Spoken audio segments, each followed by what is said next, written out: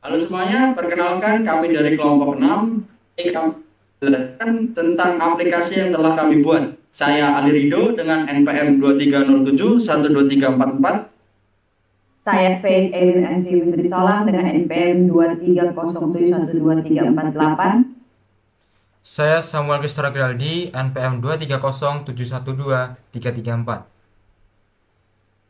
Di sini kami menempatkan topik tentang pendidikan dan kami mengambil masalah pendidikan di Indonesia, yaitu minim literasi.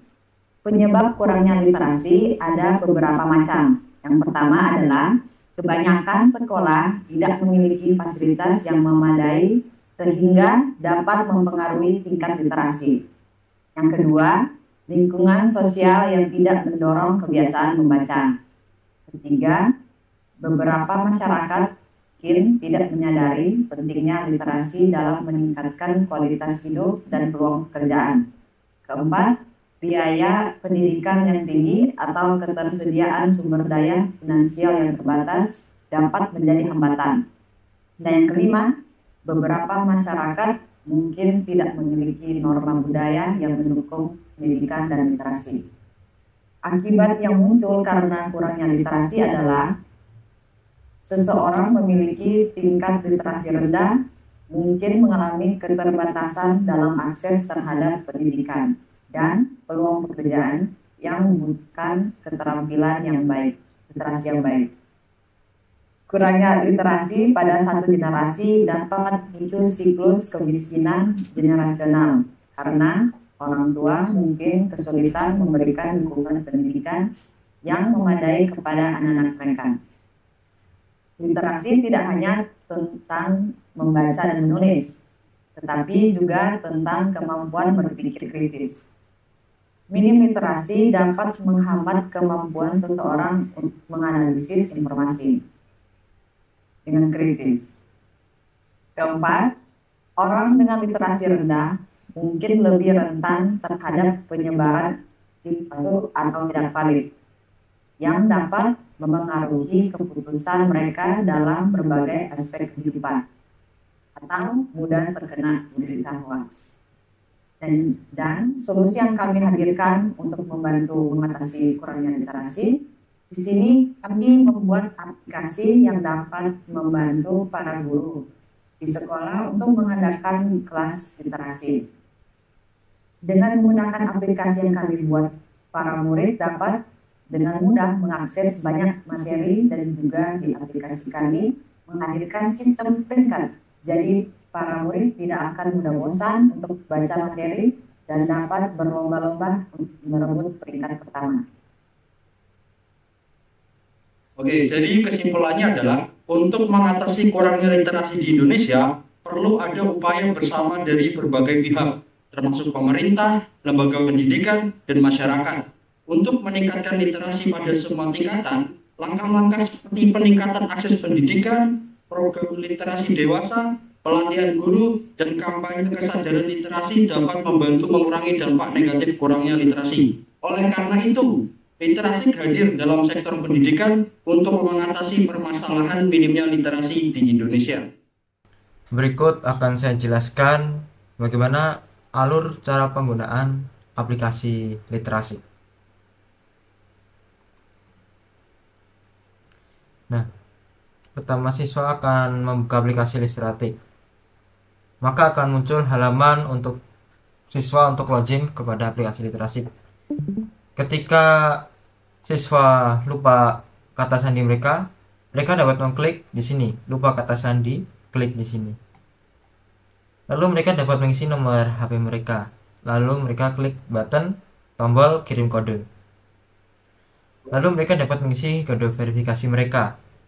Mereka dapat mengklik kirim jika sudah mengisi. Lalu mereka dapat memasukkan kata sandi baru mereka. Di sini memasukkan kata sandi mereka. Lalu di bawahnya mereka akan mengisi konfirmasi kata sandi baru mereka. Lalu dapat mengklik kirim. Setelah itu password akan berubah dan siswa dapat login kembali dan masukkan NIS mereka dan kata sandi baru mereka. Lalu kita klik masuk. Nah, pertama kali masuk dalam aplikasi literasi akan muncul pada halaman beranda.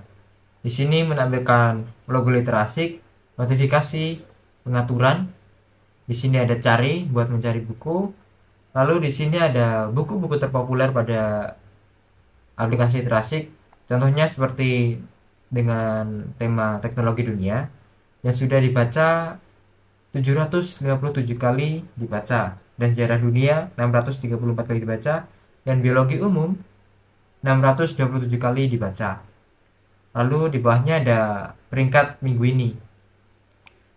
Jadi di sini ada juara minggu ini.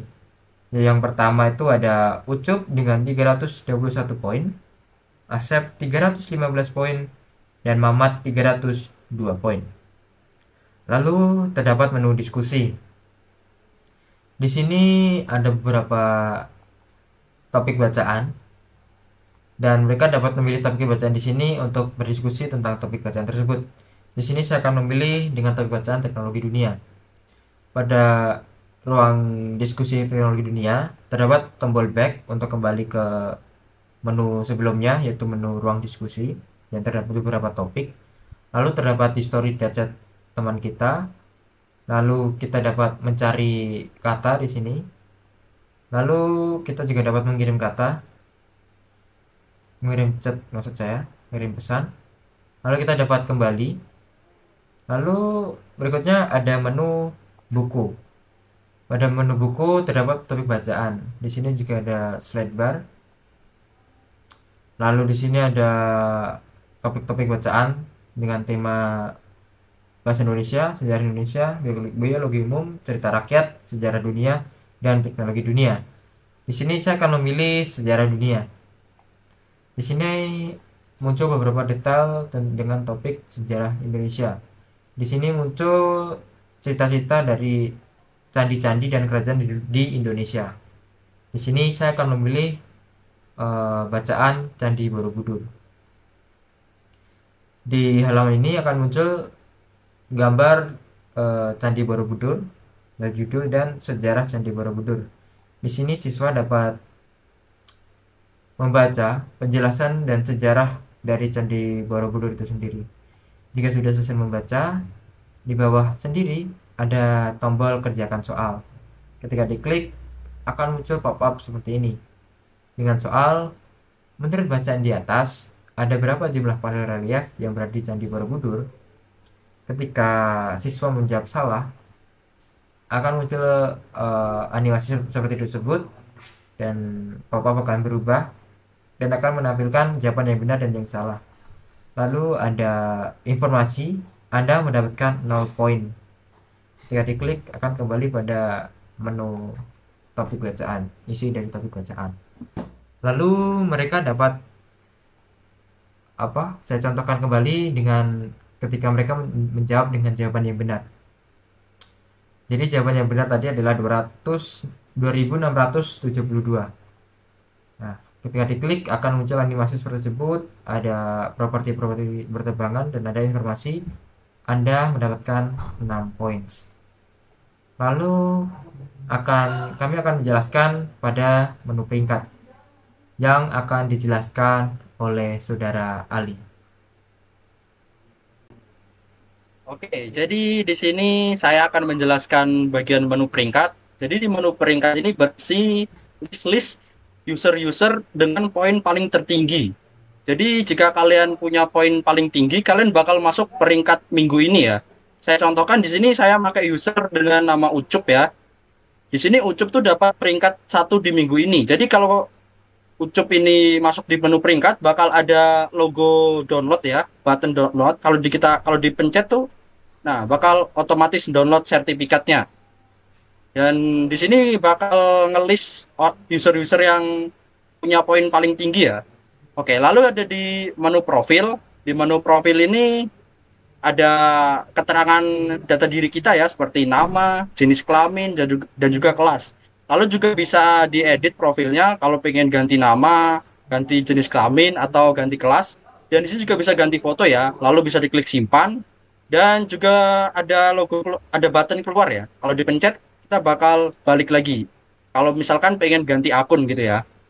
Lalu di sini juga ada riwayat sertifikat. Jadi sertifikat yang udah kalian dapetin, kalau misalkan belum sempat ke download, bakal masuk ke riwayat sertifikat ini.